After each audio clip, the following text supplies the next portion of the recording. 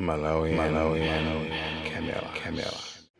Yayi Pido International amene ndithu msungwana yemwe uja amene lero wayandira lero wanyamula mayina anthu angapo amene anthu anapereka ma suggestions kuti akudi awo amene angalamulire dziko la Malawi ndi kuchita bwino ndithu nkuyenda ndi ndani ndi panali mayina amene popo list ya mayina ndi amene mthu mnatuluka mayina achina Lazaro achina Dennis Mahata achina ndani ndi mumvere kuti iyeyo anayankhulapo chanthu pa nkhani ya anthu amene wawa ndiyebe yayi ziko kwambiri guys.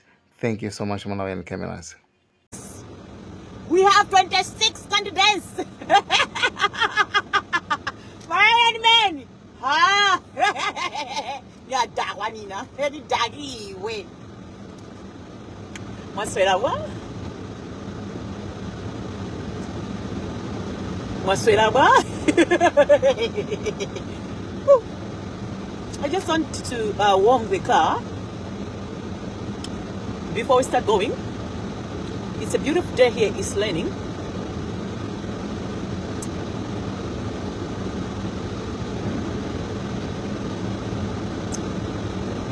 Come here. Get in. When I call their names, please tag them. We have a meeting here.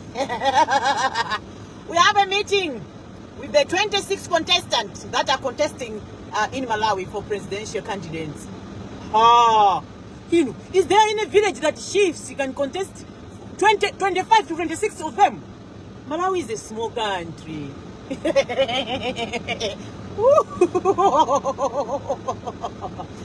Malawi is a small country. Why do we have these people? All of them, they want to contest. Vasco, number one. These are the 26 contestants that are competing this 2026, this 2025, September 16. Yeah? Vasco, Ngobi, Manhlopa. Ubuya happy? Wena Vasco? Mojale nati. Ubuya happy wena igama nje ngeti muntu osuka eGoli, osuka eSouth Africa wena. Ngubani igama lakho kahle kahle? Awusitele nje kuti zina lakho ndi ndani iwe Vasco, Ngobi, Manhlopa. Ndiwe mwana wa ndani mfumu ndani tiye ndani ku Malawi utilongosolele bwino because zina lako lili vele yambakara. Vasiko Mango, why are you giving us people with names like he's a South African? Why? Yabona nina nizotithengisa nini? Vasco Ngobi Manhlopa Mujogela Kuti. Number two, Lord Peter Muntaliga. We know Peter, the DPP guy. We are where we are today because of Antoine Wawa DPP. And as it is right now, Peter is just being forced by greedy people for him to stand again because we're supposed to respect Peter so that he can enjoy his retirement. Come on. We are where we are because of DPP. Yes, that's why Trans Alliance was in the street. Peter, are you giving him that chance? No. Mukumpanga abuse guy. Mukumpanga be force kuti aime. Ndi mukaonesesa ndala ndi masurroundings anthu anga amene analikale kumkati kuti Trans Alliance ipite munsewu ikapange ujeni demonstrate. Number 3 pali atupele muluza atupele siri kukufuna. This is not a shift dance. Abambo ako anatepera anatiyosera civic education atupele siri kukufuna. That is Okabambe and DPP and I'm going to DPP to confuse the UTM. UTM is confused now. Oh, we don't know you. You know Gijihana.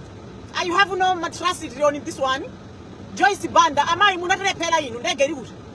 Kashi geri wasana mangidwa. Kondani na nkumba another greedy man.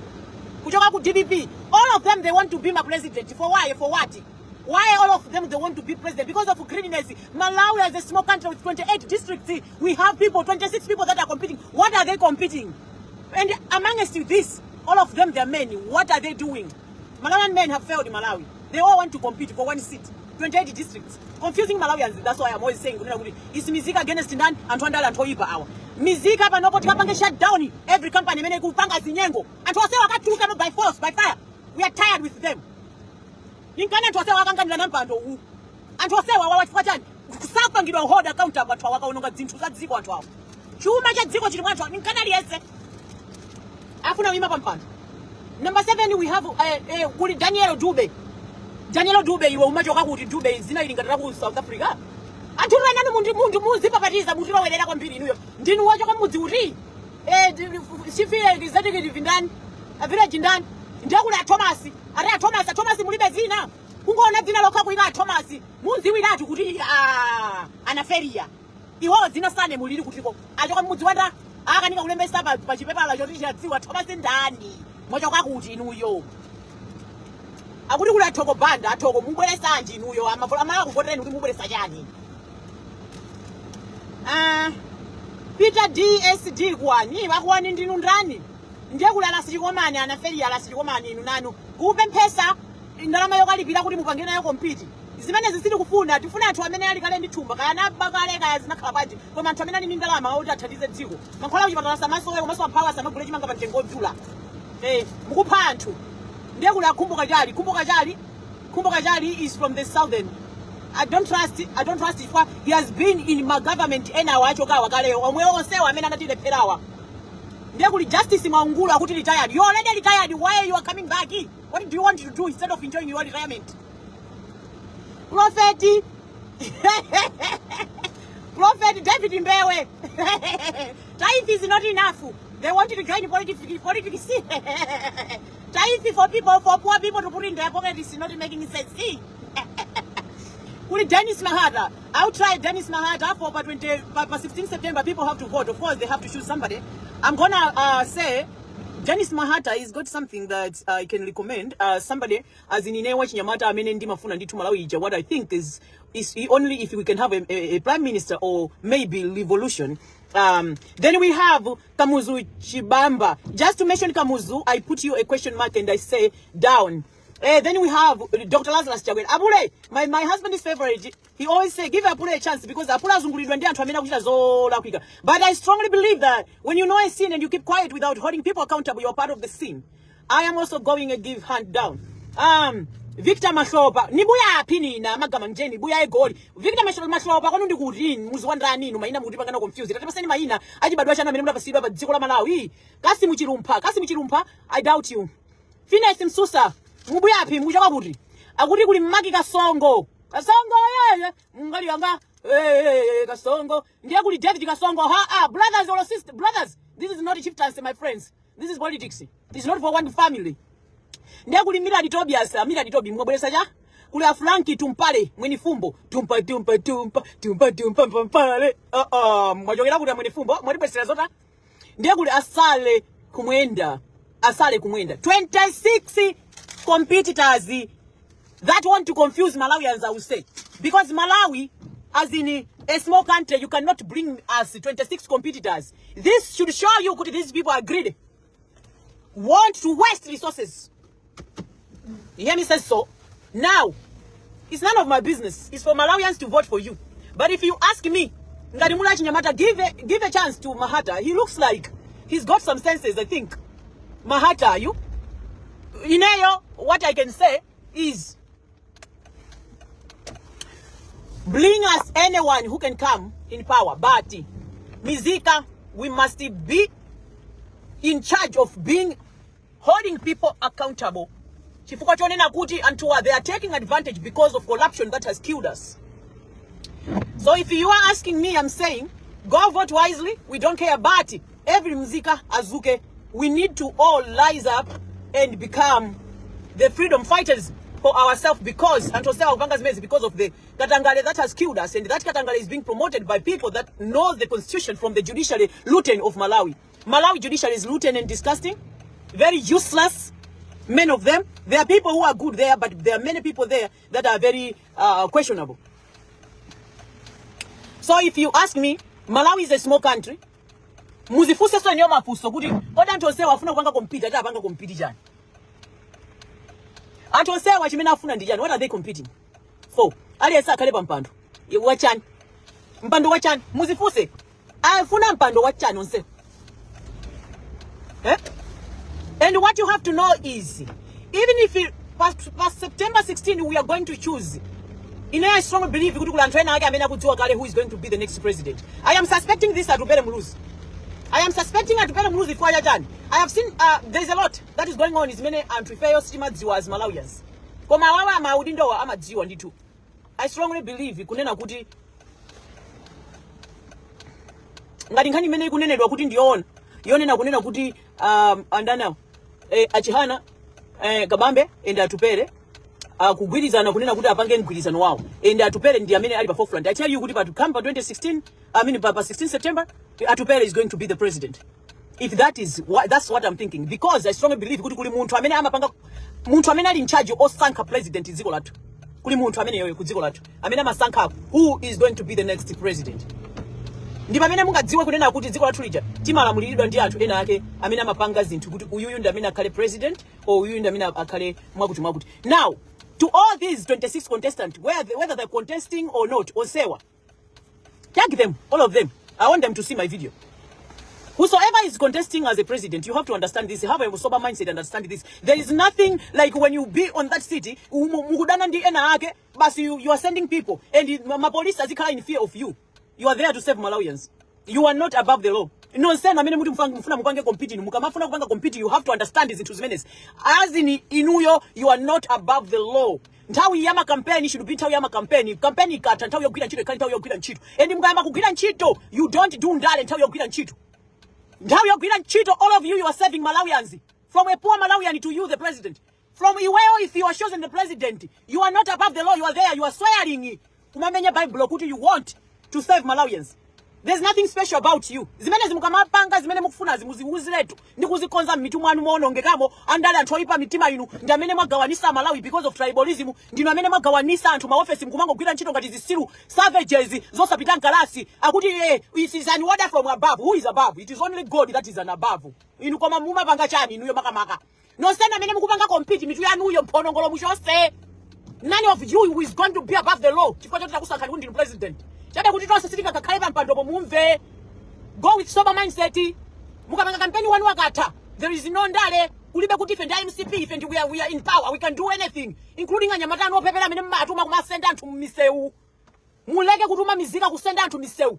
Mukavomera kunena kuti mukufuna kupanga compete kuyima as presidency. Understand this, you are not above the law.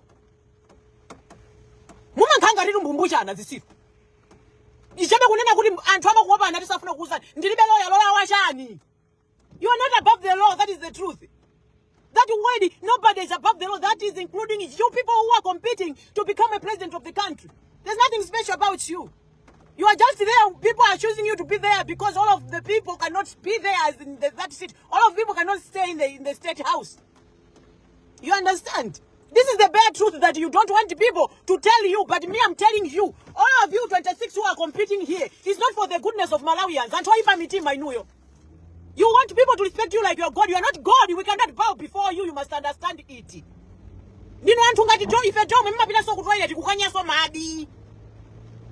Mwatani. You must understand. No send 26 hapa mukuti mufuna mupange campaign to save Malawians. Mumemenya kumenya kwa Bible lija. As I'm talking to you right now, nzipatala mulibe mama nkwala.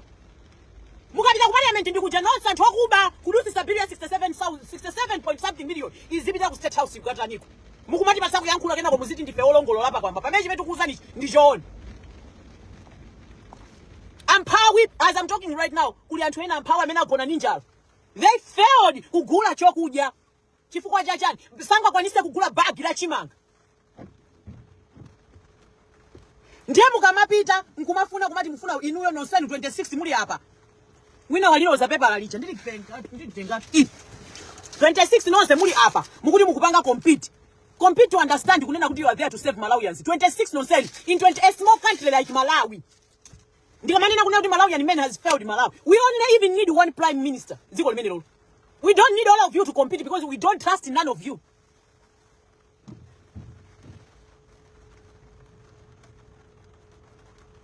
Ndiye mukamanga compete kuti you want to save Malawians. Understand what you're doing. You are there to save Malawians. There's nothing special about you, and that is the truth. You are just the leader. Be there, do the right thing. Ntawi ya campaign, campaign ata. It's time to work. When it's time to work, there is no kunena kuti you are from Nzimba. You know you are from Chitipa. You know you are from Lumpi. You know you are from Mulanje. You know you are from where? There is no such a thing. You are there to save Malawians. Ogenda wamisa. Otukwana, otu olalata mene ndililile pano, okuzani chilungamo chogagada pantima. Nothing special about you. Only God that is special. Who knows the deepest secret of our hearts? Satan and Okuba. Useless people. Criminals. Who will take 67 billion while no medicine in the hospitals. There is no hate. You are saying yes to save Malawians. That includes Olongolo. If you cannot do that, my friend, fuck off. Don't compete. We don't need you. Nobody is above the law. Yes. If you don't want people that are making noise or people that are saying the truth, my friend, sit down and eat your nsima.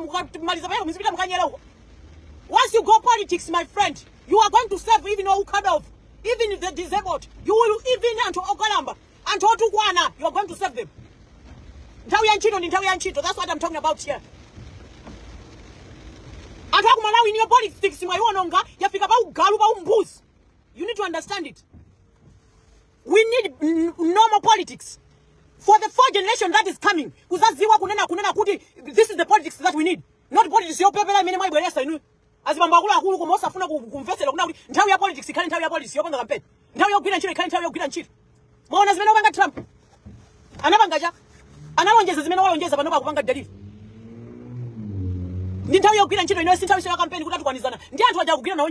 talking to you, demonstration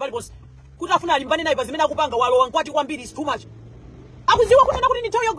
Even now opposition and now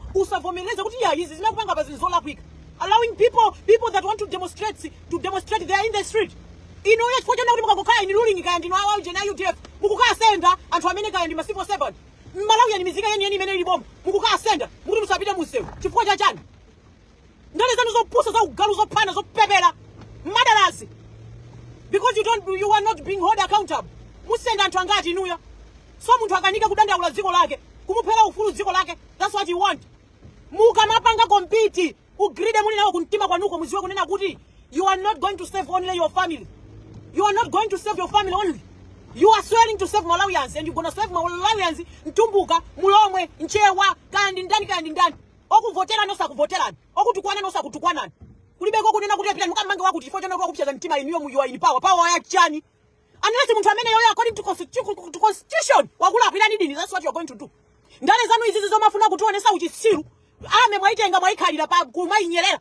Mwatenga polisi mwakalira kumanyerera. You just an order from above. What is above? It's only God who is above. That pussy safe man. We know and understand this. Into machitika pa dziko lino pass. Mava? Ndale zo pusa zanu zimemba banga kumalawi musiazi mambo kumalawi. I called you one on one. Ma competition amene mukupangawo. Muziwe kunena kuti you are there to save Malawians. And inu mizika inu ndine. Uchi siru ufia umene tili now we need to cut off that bullshit for the sake of the 4th generation. Maniva? For the sake of the 4th generation, ufiti ugalu wafie umene unati manga ifeyo ngati zisiru. We need to cut it off. Every Malawian is supposed to rise up. Despite our wandalewa, they can't. I'm telling you, these people cannot fix any shit.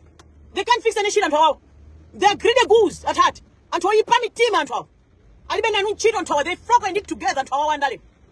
Komano, go mga hotel. You understand? What am I saying? Malawi na yesa azuke. Every organization, every company, department, kuje ni kujani judicial. Anani nene kumea kujakula antu amena ononga ziko obanga katangani. Judicial kasekedo antu osa jaja chulilo ataka tulukemo. We don't need them. They must be investigated and thrown to jail if you plead a guilty. That's what I'm talking about. Revolution ndife mizika ife. Kulibe amena ngachoke kudziko lino lake kwa konza Malawi. Ndife tomwe.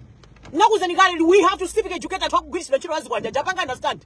Apa sa 5,000 lelo mama wakagula 5,000 akagulira cha. That's what I'm talking about. Allah. You know, everything that you do it in a wrong way. But people are scared to tell you. People are scared to do something because if not, hey, we are scared. You are scared. You know, are you scared in the truth? You die because you're already dead. If you are in Malawi, things are not okay.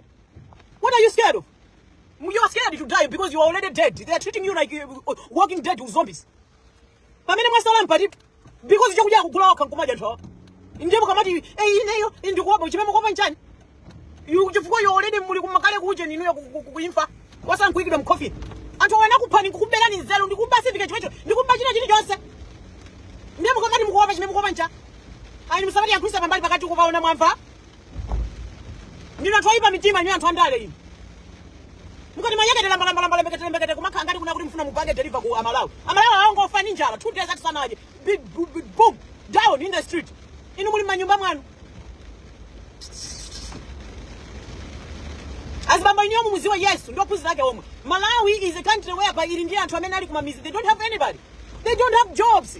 You don't even give them a chance kugwira ntchito government, ntchito zomwezi zopanda ma certificate zokolopazi, ntchito zomwezi zoti alibe mbale zichi mumakatenga achibale anu nkwaza zisa. Iwo osapasa chance,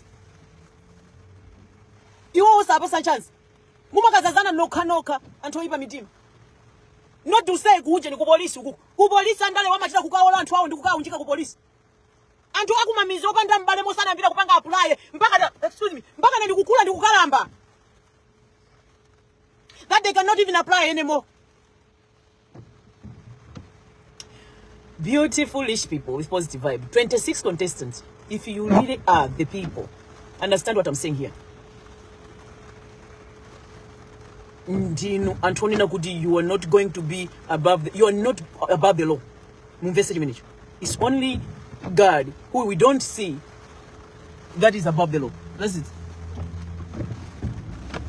You understand? In where you are not above the law, you are swearing to save Malawians.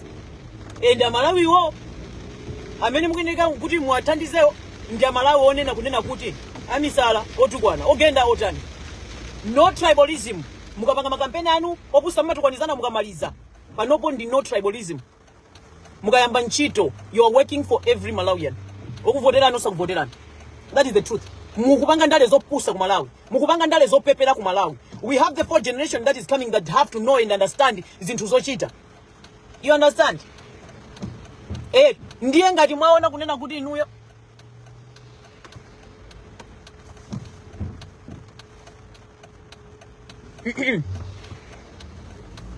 inuyo ngati mwaona kunena kuti mukuona kuti simukwanisa and muzakhala magulu ake omwewa pitani mukamange akuti chifukwa chonena kuti akunyasani ndi inuyo you are in power.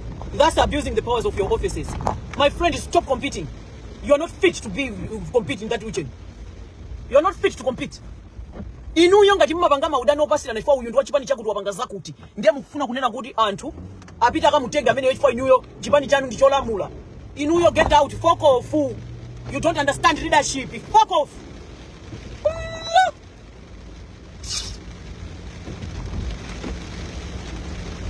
Kumango pera antu ufulu. One cannot talk. Bazola kuika zimene inu mukuchita. Mukuti yai. Amene ikamugwireni. We are the one in power. What power? Who gave you the power? Who gave you the power? The power of what? Nobody is above the law. Mutu ya mukamugwira kwa mugwira kunena kuti walakwira according to the constitution of Malawi. Mukamugwira dosa tuzomaka mugwira muntu. Ukumugwira pakata papa nachitika nkhani yokuza amaya ajakali ati. Kukangwa gwira amaya ati ndikwamanga chachitika ndichani. Amanena kunena kuti amapita ku Nigeria. Akamutenga chisiru nzimayi ujama panga ma voice note uja. Kumango yakula yeka. Inuyo ndine ndi amene tinapangana. Kwa kuti. Very stupid. Very stupid politics imene tili nayo dziko lathu la Malawi lali ngono ngati limene lijalo. Dziko la manyini change.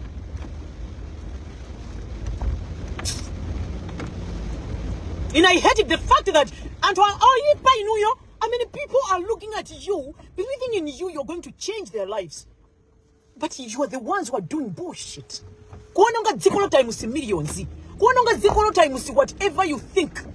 Chifukwa chonena kunena kuti inuyo, you are in control. Who does that? Who does that? Muzane muchonadi. Ndina toipa mitima inuyo. Anthu oyipa mitima ngati anthu asali ku parliament aja adu sisa bill ya 67 billion je mzipata mulibe mankhwala. Anthu osauka kugona ni njala pano. Inu makhuta tu zimimba zanuzo. Makhuta mapita ku toilet makanya uko. Anthu alilamba kata mizi mulibe chakudya. They can manage to buy food. Sunday mapita nchecha anthu oyipa mitima inu. The whole parliament, as I'm talking right now, they were supposed to be arrested. Criminals. That's some bullshit right there. Daylight corruption. Daylight Kuba, daylight Katanga. And you mufuna feti zisekelera zimene zonse. Kena konkumati ndinu adindo. Sina adindo, the truth is ndinu atu Kuba. You need to be held accountable. Mumangide mukatsekelero. If you can't give us the breakdown on what that 7 point something billion did happen, what happened with it. Give us the breakdown on what you have used that for. People don't have medicine in hospitals. Mufuna feti zisekelera zimene.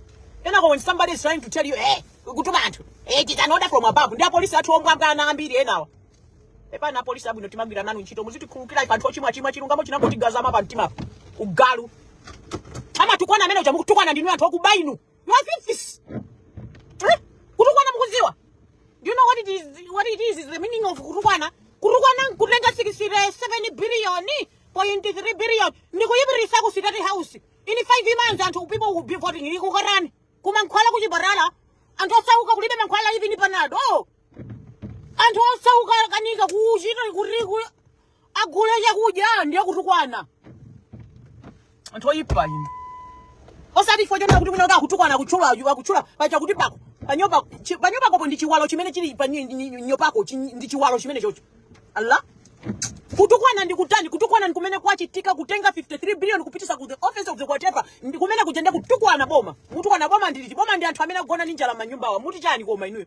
Mwambira kuti pusisa mucha. I will not allow my 4th generation to come and listen to this bullshit that is happening of stupid politics. Useless politics of ukakuganiza kuna kuti uyundadana naye basi ufuna kumupa. Ukaanza kuti uyundadana naye basi you can't compete anymore. You find otherwise. Ukaanza kuti uyu basi you find otherwise. What are you teaching the 4th generation that is coming? Mubuzi sajani. Nonsenu muri hapa 26 nonsenu in. Nonsenu muri hapa. Muziwa zimenezo mukamafuna kuti mufuna kuwaseva Malawi. Ina bring me anyone koma alias have to be held accountable. Ndibe nanu nchito fine ndikuziwa when they say nobody is above the law, that includes you. Before you need to understand what is the meaning of this. What are you putting yourself into? What are you starting? When you are standing holding the Bible, I swear to save Malawians. Who are those Malawians? Otukwana, Ogenda, Osagenda, Okuvotelani, Osakuvotelani. Palibe zoni na kuna utu you are clamoring twice is not in that your part of ruling kutesama kusapotan. There you go and arrest. Because you are abusing the powers of your offices. You're not supposed to do that. Clean your mind state. As Bambaku Malawi, you have failed Malawi. And a failure. Somebody has to tell you the truth. Mwako manose ine one pantima. Taina ita mamfani koni chirungam. Ndima wonda nose. Compete. Tipaseni. Amalawi. Kasanke na mene mukumfuna baba. Kasanke na mene mukumfuna baba. Ine wasewa. None of them. As I'm telling them, they are not above the law. And I have no respect. The only respect is when they respect Mizika. Give them food. Give them medicine in the hospitals. That's your job. Don't do tribalism. That's your job. Go and do the right thing. We need the leadership that is so truthful. You get it? Don't give us people that will starve Malawians to death. Who are those Malawians? The real Malawians are those who are from the villages that can't manage to buy anything. What are you doing to them? You're starving them to death. Everything is expensive. They can't even buy food. They are dying with hunger. And you want me to respect you? As I said, nonsense. Muriap, 26 of you are not above the law. There's nothing special about you. Do the right thing for Malawians, poor Malawians. It's not shifters. It's nyumba mwanu. Do the right thing. You know the right thing I'm talking about. You understand? Nonsense and toipa mitima. Nyumba mwanu zananu. Do the right thing and hold people accountable. And wamena kuba kaenda kuchipani. Sir, they are not above the law. Don't listen to them. Do the right thing. Nonsense 26 Muriap. Maona? Muriap. Now say, you are not above the law. You are going to be there to save Malawians. When you are competing, go compete with sober mindset. When it's time to do campaign, do your campaign and finish. When you are chosen to be the leader, you are going to love every Malawian. There is no tribalism. There is no, it was an order from above my foot. It's only God that is above, who we cannot see. That's only joy and sympathy.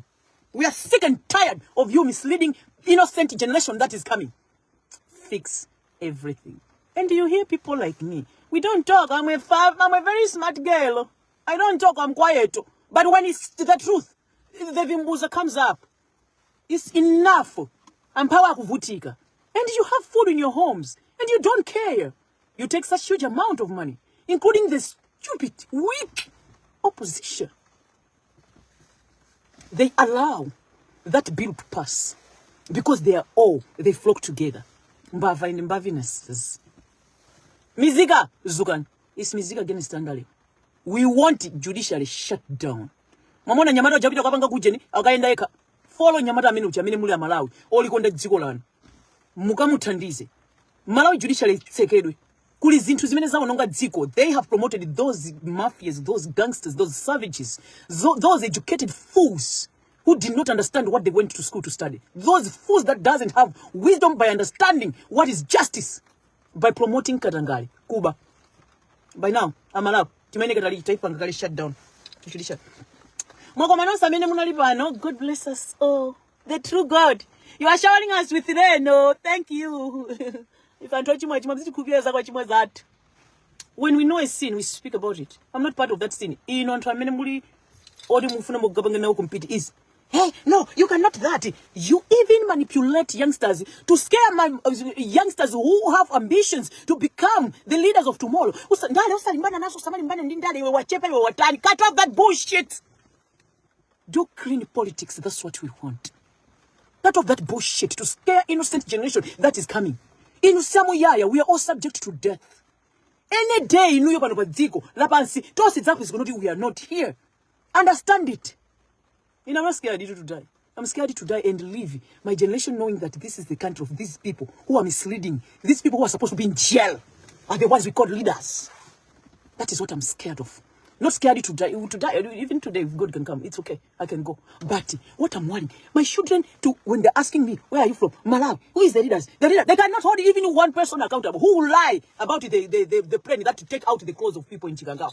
They can't even hold accountable for that person who gives the misinformation. They cannot bring that person to questioning me. They cannot. Cut off that bullshit. That's what I'm talking about. Bye. Malawi, Camera.